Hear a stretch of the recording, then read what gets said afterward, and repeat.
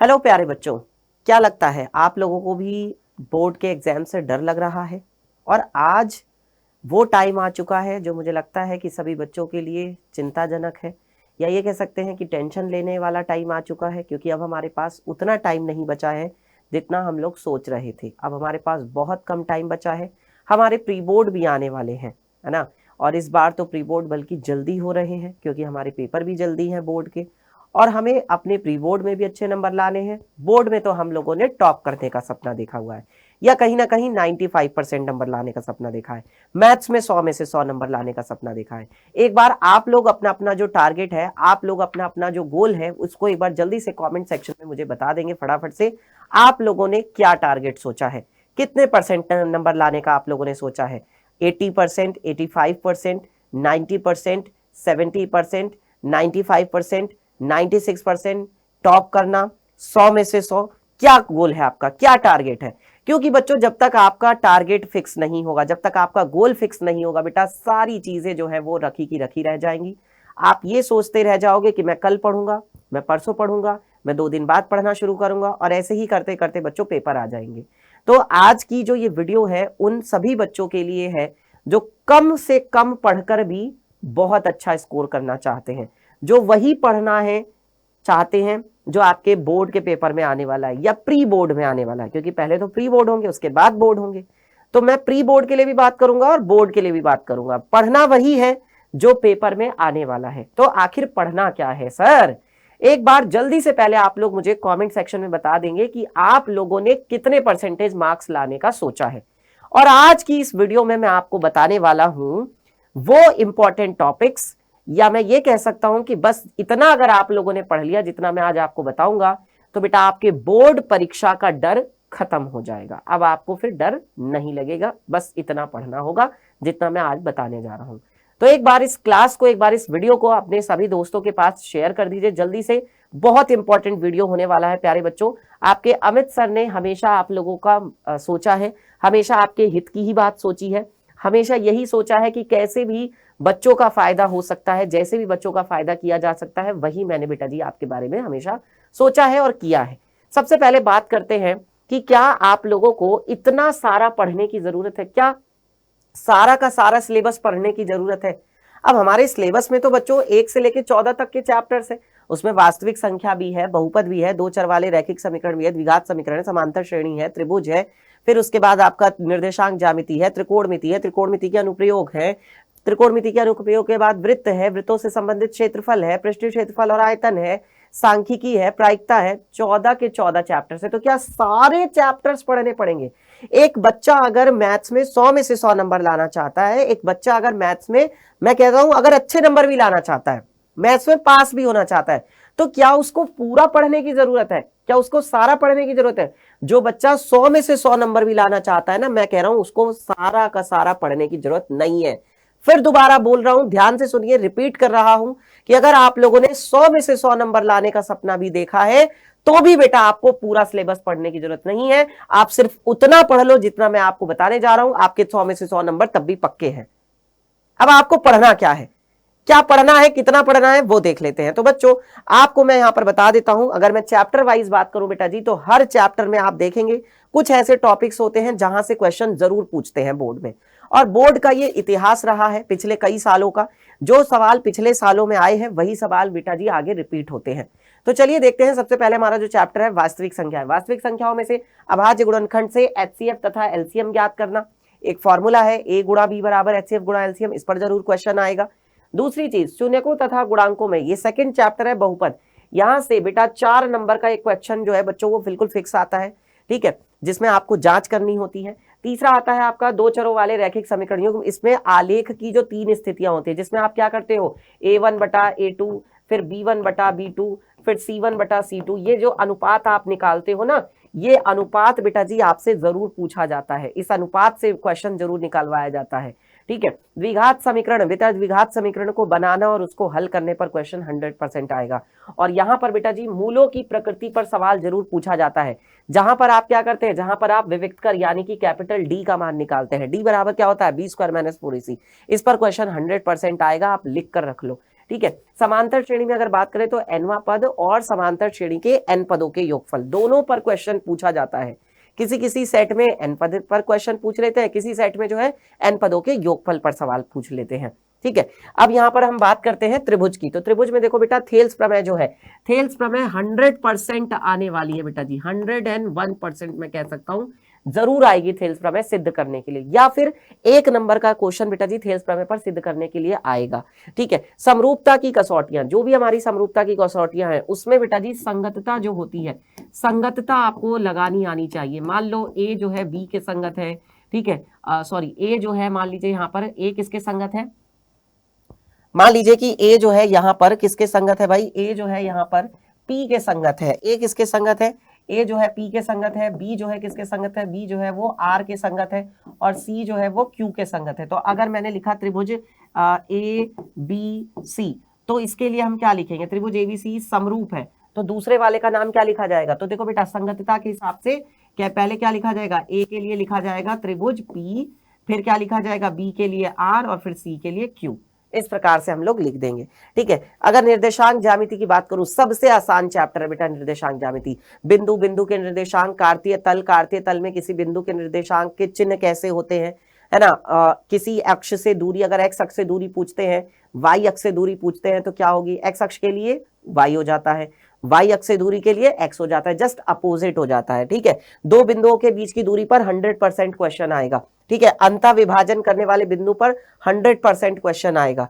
त्रिकोणमिति का बच्चों परिचय बात करें तो यहाँ पर देखो जितने भी बेसिक्स हैं, साइन थीटा मान लीजिए आपको 3/4 दिया हुआ है, तो बताइए टेन थीटा क्या होगा, ठीक है। टेबल वाले जो सवाल है, साइन 30, कॉस 30, टेन 30, वहां से क्वेश्चन पूछते हैं। सिद्ध करने वाले सवाल जो सर्व समीका पर आते हैं, सर्व समीका जैसे कि sine square theta plus cos square theta बराबर 1, sec square theta minus tan square theta बराबर 1, cosec square theta minus cot square theta बराबर 1। यहां पर बेटा जी ये वाले क्वेश्चन आपके लॉन्ग में भी मिल जाते हैं, जैसे 2025 में भी आए हुए हैं। फिर अगर बात करूं त्रिकोणमिति के कुछ अनुप्रयोग भी, तो यहां से बेटा जी एक 6 नंबर का जो सवाल है बेटा बिल्कुल 100% फिक्स है, कोई रोक नहीं सकता, जरूर आएगा, ठीक है। तो ये 6 नंबर का क्वेश्चन आप लोगों को तैयार करने है लॉन्ग क्वेश्चन में से, तो आपको वहां से एक लॉन्ग क्वेश्चन मिल जाएगा। और लॉन्ग क्वेश्चन कहां से आता है वो भी बता देता हूं। जो एक लॉन्ग क्वेश्चन आता है बेटा जी वो आपका आता है पृष्ठीय क्षेत्रफल और आयतन से। अगर मैं वृत्त की बात करूं तो वृत्त की स्पर्श रेखा पर सवाल, स्पर्श रेखा पर सवाल की भाई स्पर्श रेखा त्रिज्या पर लंब होती है, फिर उसमें आप पाइथागोरस प्रमेय लगाते हैं, बाह्य बिंदु से दो स्पर्श रेखाएं खींची जा सकती हैं, उन दोनों स्पर्श रेखाओं की लंबाई आपस में बराबर होती हैं, जो व्यास के सिरों पर स्पर्श रेखाएं खींची जाती हैं वो आपस में क्या होती है, समांतर होती हैं। इन सब पर छोटे छोटे क्वेश्चन जो बनते हैं वो सब आपको आने चाहिए। बाह्य बिंदु से स्पर्श रेखा है ना, फिर उसके बाद वृत्तों से संबंधित क्षेत्रफल में चाप की लंबाई क्या होती है 2πr गुणा थीटा बटे 360। फिर उसके बाद त्रिज्य खंड का क्षेत्रफल क्या होता है πr स्क्वायर थीटा बटे 360, है ना। वृत्त खंड के क्षेत्रफल पर सवाल πr स्क्वायर थीटा बटे 360 में से उस त्रिभुज का क्षेत्रफल घटा देंगे जो वहां पर बनता है त्रिज्य खंड के क्षेत्रफल में से, तो हमें वृत्त खंड का क्षेत्रफल मिल जाएगा। एक क्वेश्चन आपका बेटा यहां से इस चैप्टर से 6 नंबर का जरूर आएगा, पृष्ठीय क्षेत्रफल और आयतन से। यहां पर बेटा आप देख सकते हैं 6 नंबर वाले सवाल यहां से जरूर आते हैं, ठीक है। और अगर सांख्यिकी की बात करें तो सांख्यिकी से बेटा जी आपका 1 नंबर में भी क्वेश्चन आता है, 2 में भी आता है, 4 में भी आता है, और 6 नंबर में भी कई बार पूछ लेते हैं। वैसे तो आपको बेटा जी 6 नंबर में ही क्वेश्चन मिलने वाला है, मैं आपको ये बता दे रहा हूं। 1 नंबर, 2 नंबर, 4 नंबर और 6 नंबर, है ना। ये 1, 2 और 4 में तो आपको क्वेश्चन जरूर मिलेगा, जो एक फॉर्मूला होता है कि बहुलक बराबर 3 गुणा माध्यक माइनस 2 गुणा माध्य, यहां से भी बेटा क्वेश्चन 100% आएगा ही आएगा। अब ये तो नहीं कह सकते किस सेट में आएगा, लेकिन बेटा 100% है कि यहां से क्वेश्चन जरूर पूछा जाएगा। अगला आता है हमारे पास प्रायिकता। तो प्रायिकता सूत्र जो होता है, प्रायिकता बराबर क्या होता है, प्रायिकता में हमारे पास होता है कि भाई अनुकूल परिणाम बटे कुल परिणाम। इस प्रायिकता में बेटा जी सिक्का है, सिक्के पर हेड और टेल होता है, पासे पर 1 2 3 4 5 6 होता है, गेंद जैसे एक थैले में 3 लाल गेंद है, 4 काली गेंद है, 5 पीली गेंद है, उसमें से एक गेंद निकाली गई तो लाल गेंद निकलने की प्रायिकता क्या होगी, इस तरीके का सवाल। कंचे वाला क्वेश्चन, एक डिब्बा है, एक कह सकते हैं उस डिब्बे में जो है लाल और हरे रंग के कंचे हैं, एक कंचा निकाला जाता है बिना देखे यादृच्छिक रूप से, तो हरे कंचा निकलने की प्रायिकता क्या होगी, ठीक है। ताश की गड्डी, अगर जैसे ताश की गड्डी में 52 पत्ते होते हैं, 26 लाल होते हैं, 26 काले होते हैं, उन 26 में पान का पत्ता, ईंट का पत्ता, चिड़ी का पत्ता, हुकुम का पत्ता, तो क्वेश्चन ऐसे पूछा जाता है तस्वीर वाले पत्ता निकलने की प्रायिकता क्या होगी, हुकुम का इक्का होने की प्रायिकता क्या होगी, जो आपने पत्ता निकाला है वो हुकुम का इक्का हो, जो आपने पत्ता निकाला है वो बादशाह होना चाहिए। तो बादशाह कितने होते हैं टोटल टास्क की गड्डी में, अब 13-13 का सेट होता है, हर 13-13 के सेट में एक एक बादशाह होता है, तो यानी कि टोटल कितने बादशाह हो गए 4, तो 4 हो गए बादशाह, और टोटल पत्ते कितने होते हैं 52, तो 4/52 ये हो जाएगी प्रायिकता। इस तरीके से बेटा जी आपको मैंने बता दिया, ये वो टॉपिक्स हैं जहां से आप पढ़ करके भी पूरा 100% मार्क्स ला सकते हैं, क्योंकि बेटा जी कुछ क्वेश्चन आपके चॉइस में भी आ जाते हैं, है ना, तो चॉइस में आ जाएगा तो आप उसके जगह पे दूसरा सवाल कर सकते होंगे आराम से, कोई दिक्कत वाली बात है ही नहीं। अब बात करते हैं बेटा जी कि किन टॉपिक्स पर आप लोगों को टाइम वेस्ट नहीं करना है, वो कौन से चैप्टर्स हैं, क्योंकि कुछ चैप्टर्स इतने आसान हैं जिनको हम चाहे जितनी बार पढ़ लें वो उतना ही है, हमें हालांकि आता है पर हमें बार बार पढ़ने की जरूरत है, हमें बार बार टाइम वेस्ट करने की जरूरत नहीं है। तो ये है बच्चों वो चैप्टर जैसे कि वास्तविक संख्याएं हैं, बहुपद है, निर्देशांक ज्यामिति है, सांख्यिकी है, प्रायिकता है। क्या आप लोगों को भी ये चैप्टर्स मुश्किल लगते हैं? एक बार आप लोग कॉमेंट करके बताएंगे फटाफट से, जल्दी से, क्या आप लोगों को ये चैप्टर्स मुश्किल लगते हैं? ये चैप्टर्स वो है बेटा जो सबसे ज्यादा आसान है, इनमें क्या लगाना होता है, इसमें देखो वास्तविक संख्याओं में तो सिर्फ सारी संख्याएं संख्याओं की बात है, ठीक है। बहुपद में केवल एक द्विघात बहुपद होगा, उसको हल करना रहेगा, उसके आपको मूल निकालने रहेंगे, शून्यक निकालने रहेंगे, ठीक है। निर्देशांक ज्यामिति में बिंदु बिंदु के निर्देशांक, कार्तीय तल, यही बहुत छोटी सी बात है, ठीक है। सांख्यिकी जो है बेटा जी वो भी फॉर्मूला बेस्ड चैप्टर है। प्रायिकता जो है बहुत ही आसान चैप्टर है, सिर्फ आपको बेटा क्या करना है, अनुकूल परिणाम बटे कुल परिणाम। तो कहने का मतलब ये चैप्टर्स इतने इजी हैं कि अगर आप इनको मैं कह सकता हूं पेपर से 1-2 दिन पहले भी पढ़ोगे ना तो भी आपको आ जाएगा।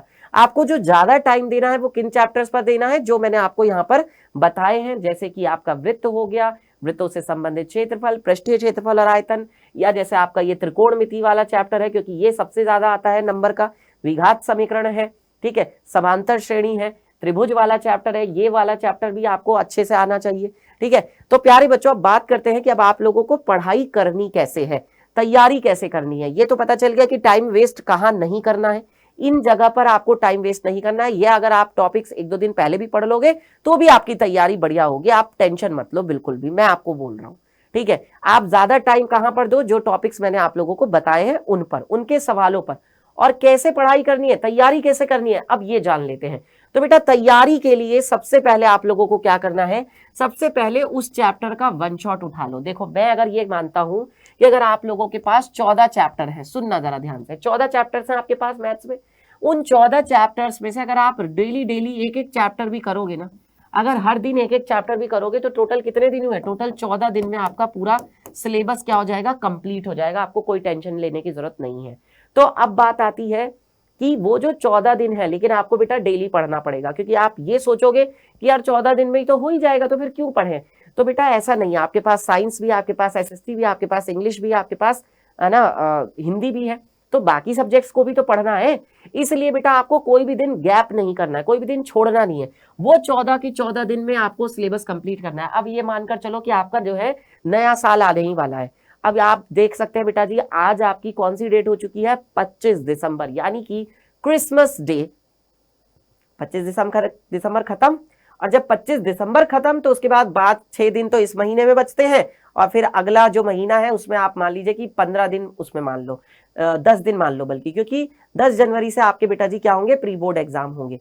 तो इसलिए मैं कह रहा हूं बेटा आपके पास यही दिन बचे हैं, इन्हीं दिनों में आपको एक एक चैप्टर कंप्लीट करना है। पहले उस चैप्टर का वन शॉट उठाइए। आपको अपना जो ये चैनल है Doubtnut class 10th Hindi medium, इस चैनल पर आपको हर चैप्टर का बेटा वन शॉट मिल जाएगा, आपको कहीं परेशान होने की, ढूंढने की जरूरत नहीं है।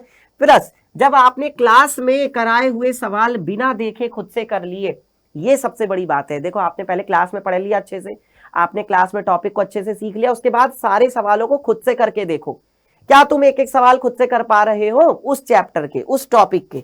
फिर उसके बाद बेटा जी बोर्ड के सवाल जो हैं उनको करके देखो। पहले जो क्लास में सवाल कराए गए हैं वो करो, और उसके बाद जो बोर्ड में क्वेश्चन आए हुए हैं पिछले सालों में, 2025 में, 2024 में, 23 में, 22 में, है ना, 20 में, उन क्वेश्चंस को करके देखिए।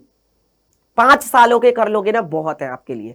2020 से लेके 2025 तक के सारे बोर्ड के सवाल जो आए हुए हैं उनको कर लो बेटा, वो सफिशिएंट है। उससे बाहर आपका कोई भी क्वेश्चन नहीं आएगा। मैं हर बोर्ड के बच्चे के लिए कह रहा हूं, चाहे कोई बच्चा यूपी का हो, कोई बिहार का हो, एमपी का हो, या राजस्थान, छत्तीसगढ़, झारखंड, किसी भी बोर्ड का बच्चा हो, सबके लिए मैं कह रहा हूं ये बात, ठीक है। अब बात करते हैं कि जब आपने एक बोर्ड के सवाल कर लिए, उसके बाद आप लोगों को क्या करना है, फिर से दोबारा से रिवीजन करना है। रिवीजन कहां से करोगे, जो आपने शॉर्ट नोट्स बनाए हुए हैं, जो आपने रजिस्टर बनाया हुआ है, वहां से आप लोग रिवीजन करेंगे फटाफट फटाफट, है ना। 10-15 मिनट के अंदर रिवीजन कर लो। और उसके बाद बेटा जी फॉर्मूला लिख लिख कर याद करना।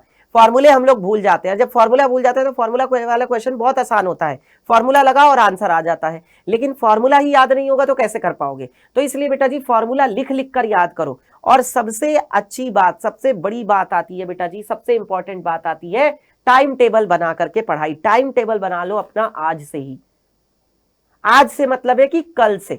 आपको कल सुबह कितने बजे उठना है, फिर उसके बाद कितने घंटे पढ़ना है, फिर आपको स्कूल जाना है, स्कूल से आने के बाद आपको कितने घंटे पढ़ना है, कितने बजे से कितने बजे तक आपकी क्लास होती है, रात को कितने बजे तक पढ़ना है, कब खाना खाना है, कब आपको जो है सोना है। ये प्रॉपर टाइम टेबल बनाओ और उसके हिसाब से बेटा जी 15 से 20 दिन जो बचे हैं ना, इन 15 से 20 दिनों में बेटा जी अपना 100% दे दो, अपना पूरी मेहनत झोंक दो। और मैं ये कहता हूं, मैं गारंटी दे रहा हूं बेटा जी, जितना मैंने आप लोगों को बताया है, अगर आपने इतना भी पढ़ लिया ना, तो आपके बेटा जी 95% मार्क्स तो रखे हुए मिलेंगे। बस बेटा जी कहना वही बात है, बात वही रह जाती है, प्रैक्टिस पर आके रुक जाती है। तो प्रैक्टिस जरूर करें। अगर आप अपनी तरफ से अपना 100% दोगे तो बेटा जी आपको 100% रिजल्ट भी मिलेगा। ऐसी कोई दुनिया की ताकत नहीं है जो बेटा जी आपको रोक सके। तो प्यारे बच्चों, आप लोगों ने वो कहावत भी सुनी होगी कि कोशिश करने वालों की कभी हार नहीं होती। नन्ही सी चींटी जब दाना लेकर चलती है, चढ़ती दीवारों पर 100 बार फिसलती है। देखा है ना चींटी को, चींटी जो है इतनी सी होती है, लेकिन वो दाना लेकर अपने भूखे बच्चों के लिए जाती है, दीवारों पर चढ़ती है। क्यों? ताकि उसके बच्चे जो है भूखे ना मर जाए, कहीं उसके बच्चे भूखे ना रह जाए, है ना। तो वो भी तो इतनी मेहनत करती है। तो बेटा आप भी उस चींटी से मोटिवेशन लो, उस चींटी को देखो कि वो चींटी जो है नन्ही सी होती है, और नन्ही सी चींटी जब दाना लेकर चलती है, चढ़ती दीवारों पर 100 बार फिसलती है, चढ़कर गिरना और गिरकर चढ़ना कभी ना अखरता है, आखिर उसकी मेहनत बेकार नहीं होती, और उस कोशिश करने वालों की कभी हार नहीं होती। इन्हीं मोटिवेशन लाइनों के साथ, इन्हीं पंक्तियों के साथ बच्चों मिलूंगा मैं आपसे अगली वीडियो में। और आपके लिए बस यही कहना चाहूंगा बेटा जी, आप अपनी तरफ से 100% दीजिए, पूरी ईमानदारी के साथ बेटा जी पढ़ाई करिए। बोर्ड परीक्षा जीवन में एक ही बार आने वाली है, बार बार नहीं आने वाली है। तो ये फर्स्ट और लास्ट मौका होगा आपके पास। जितना आप अपना अच्छे से अच्छा कर सकते हो उतना करेंगे, अपनी तरफ से कोई कमी नहीं छोड़ेंगे बेटा जी। और फिर देखिए आपका रिजल्ट कितना बेस्ट आता है। 100 में से 100 नंबर आने पर बेटा जी खुशी होगी आपको और आपके माँ बाप को। तो बेटा जी आप मुझे फोन करके बताइएगा कि सर मेरे 100 में से 100 नंबर आए हैं। उस दिन आपकी खुशी का ठिकाना नहीं रहेगा। मिलता हूं बेटा जी नेक्स्ट क्लास में। आज की ये वीडियो आप लोगों को कैसी लगी, कितनी हेल्पफुल रही, मुझे कॉमेंट करके जरूर बताइएगा। और जैसा मैंने बताया है बेटा जी, उसके हिसाब से पढ़ाई जरूर करना बेटा। चाहे मुझे कमेंट करके मत बताना भले, लेकिन बेटा पढ़ाई जरूर कर लेना, फॉलो जरूर कर लेना जैसे जैसे मैंने बताया है। मैं आपके लिए ही बता रहा हूं बेटा, इसमें मेरा कोई भी फायदा नहीं है, ठीक है। आपके अमित सर आपके साथ हमेशा है, और जब आपके अमित सर आपके साथ है फिर डरने की क्या बात है। Bye bye, take care.